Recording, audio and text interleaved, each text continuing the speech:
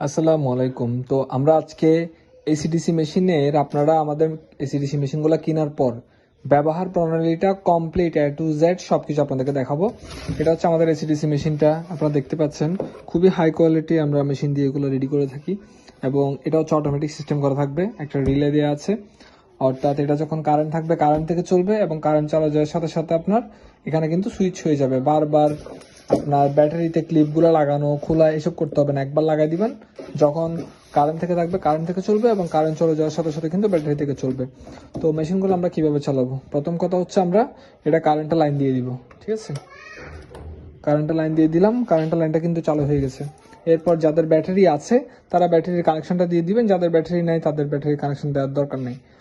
তো আমরা যদি ব্যাটারির কানেকশনটা একটু দিয়ে দিই, আচ্ছা আমরা একটা অ্যাডাপ্টার থেকে লাইনটা দিচ্ছি, একই একই ব্যাপার, ব্যাটারি কানেকশন আর কি।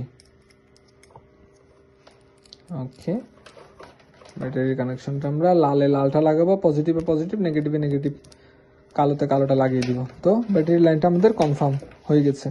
ঠিক আছে, কিন্তু একটা জিনিস দেখেন, আমাদের ব্যাটারির লাইনটা কিন্তু চলতেছে না। এটা হচ্ছে আমাদের ব্যাটারির কন্ট্রোলার, কারেন্টের থেকে কিন্তু চলতেছে।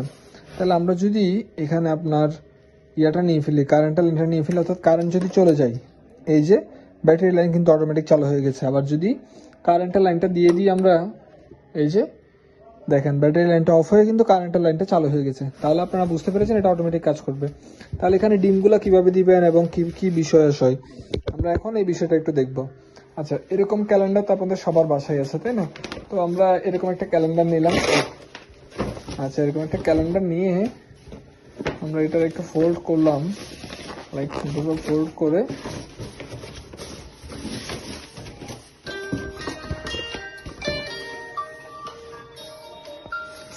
আচ্ছা ফোল্ড করে আমরা এটা দিয়ে দিলাম।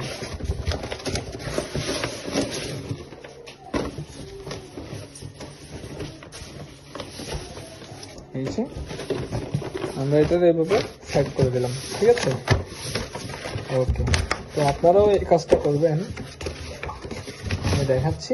এই যে এভাবে একটা ক্যালেন্ডার দিয়ে দিবেন, তারপর ডিমগুলো একটা একটা একটা একটা করে এভাবে সারিভাবে এখানে দিয়ে দিবেন। ঠিক আছে, তাহলে আপনারা দিনে যে কাজটা করবেন, এখানে কন্ট্রোলারগুলো আমরা সেট করে দিয়েছি, এগুলো ধরার কোনো দরকার নেই। এই যে 37.2 লাইটটা জ্বলবে এবং আপনার লাইটটা বন্ধ হবে হচ্ছে 37.7 আসলে। আর এটাও কন্ট্রোলার সেট করে দেওয়া আছে। আপনারা শুধু দেখবেন এই জিনিসটা, এখানে যেটা 80 দেখা যাচ্ছে এটা হচ্ছে আর্দ্রতা মিটার। এগুলা নিয়ে আপনাদের কোনো কাজ নাই, শুধু এটা নিয়ে আপনার কাজ। তাহলে এখানে 80 দেখা যাচ্ছে। মুরগির ডিম যদি দেন, মুরগির ডিম দিলে সেই ক্ষেত্রে আমাদের আপনার 18 দিন পর্যন্ত রাখতে হয় 55 থেকে 60। হাঁসের ডিম দিলে আপনার 25 দিন পর্যন্ত রাখতে হয় 55 থেকে 60-এর ভিতরে এটাকে। আর যদি কোয়েল পাখির ডিম দেন 15 দিন পর্যন্ত 55 থেকে 60-এর ভিতরে রাখতে হবে। এটা কিভাবে কমাবেন বাড়াবেন, এখন দেখা যাচ্ছে কত 79। এটা যখন চলবে এটা কমে যাবে। তো এটা কমাবো বাড়াবো হচ্ছে আমরা পানি দিয়ে। ঠিক আছে, পানি দিয়ে এটা কমাবো বাড়াবো। হয়েছে, এখান থেকে আমরা পানি নিলাম, এই যে আমরা এগুলো সব কিছু আমরা দিয়ে দিব, পানির ইয়েগুলো আমরা দিয়ে দিব।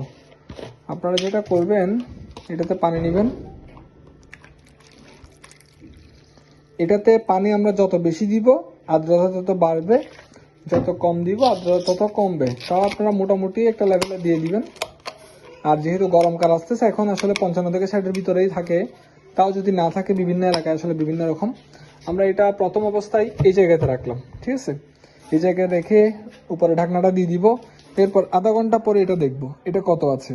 এটা যদি দেখতেছি যে 50, যদি 50-এ থাকে, তখন আমাদের এটা আরো বাড়াইতে হবে, কারণ 55 থেকে 60 আনতে হবে। তখন আমরা এটাকে আরেকটু কাছে নিয়ে আসব। ঠিক আছে, তখন যদি আমরা দেখি যে না ঠিক আছে 55 থেকে 60-এর ভিতরে আছে, তাহলে ঠিক আছে। এরপর লাস্টে যে 3 দিন, মনে করেন আমি মুরগির ডিম দিছি, আমি 18 দিন পর্যন্ত এভাবেই রাখলাম। আর এগুলো পানি শুকাই যাবে, পানি শুকাই গেলে কিন্তু আপনার আবার পানি দিতে হবে, এটা একটু খেয়াল রাখবেন। আচ্ছা, এরপর 18 দিন পরে আমার করতে হবে 70 থেকে 80। ঠিক আছে, এটা আমরা কিভাবে করব, এর জন্য একদম লাইটের নিচে দিয়ে দিবেন, একদম লাইটের নিচে বা একটু এদিক করে দিয়ে দিবেন, তখন বাড়বে। তাও যদি না বাড়ে, এটা খুলে এটার ভিতরে আরো পানি দিবেন, আরো পানি দিয়ে একদম পুরা করে তারপর এখানে দিয়ে দিবেন, কমপ্লিট আর্দ্রতা কিন্তু বেড়ে যাবে। এখানে আপনি দেখতে পাবেন এটাতে তখন 70-75 দেখা যাবে। তাও যদি না বাড়ে, ঢাকনাটা খুলে দিবেন, এভাবে ঢাকনাটা খুলে এই যে এভাবে রেখে দিবেন। ঠিক আছে, আর একটা জিনিস খেয়াল করবেন যে ঢাকনাটা খুললে উপরে একটা জালি বা কোনো একটা কিছু কাপড়ের ইয়া দিয়ে মানে জালি টাইপের কোনো কিছু দিয়ে দিয়েন, কারণ মুরগির বাচ্চা ফোটার পর না হলে কিন্তু পানিতে পড়ে যাবে। তো এটা দিয়ে দিলে আসলে ভালো, আসলে আর্দ্রতা মেনটেন চলে আসে। তো আশা করি আর কোনো কিছু বুঝার দরকার নেই। আর এখানে ডিমগুলো এভাবে দিবেন, দিনে 3 থেকে 4 বার এভাবে ডিমগুলো ছড়িয়ে দিবেন, সরাই দিবেন, মানে ঘুরাই দিবেন আর উল্টাই দিবেন 3 থেকে 4 বার। আর কোনো কাজ নাই, সকালে, দুপুরে, বিকালে এবং রাতে ঘুমাইতে যাওয়ার আগে। আর একদম ঘুমানোর পরে রাতে আর নাড়া দিতে হবে না, ঘুমাইতে যাওয়ার আগে একবার দিবেন, এরপর সকালে আবার দিবেন, এরকম।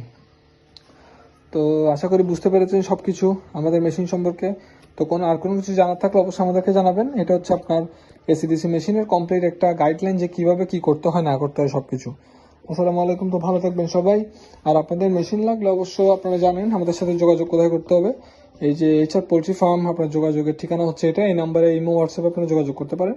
তো আসসালামু আলাইকুম, ভালো থাকবেন সবাই। আজকের মতো এখানেই শেষ করছি।